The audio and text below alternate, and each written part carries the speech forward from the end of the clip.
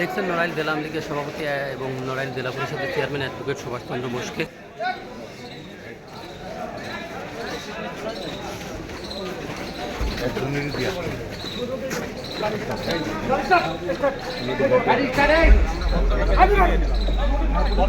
তাকে আদালত থেকে নড়াইল জেলা হাজতে নিয়ে যাওয়া হচ্ছে। এই মুহূর্তে আমি রয়েছি সেই জায়গাটিতে, আপনাদেরকে দেখানোর চেষ্টা করতেছি।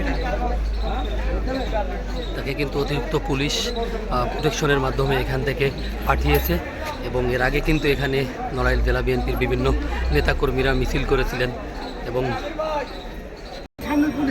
দর্শক এখান থেকে কিন্তু অ্যাডভোকেট সুভাষ চন্দ্র বোস নড়াইল জেলা আওয়ামী লীগের সভাপতি এবং নড়াইল জেলা পরিষদের চেয়ারম্যানকে নিয়ে যাওয়া হলো। আদালত তথ্য থেকে জেল হাজতে পাঠানোর নির্দেশ দিয়েছেন। তিনি কিন্তু জামিনের জন্য এখানে এসেছিলেন, তার জামিন নামঞ্জুর করে তাকে আদালত থেকে জেল হাজতে পাঠানোর নির্দেশ দিয়েছেন মহামান্য আদালত।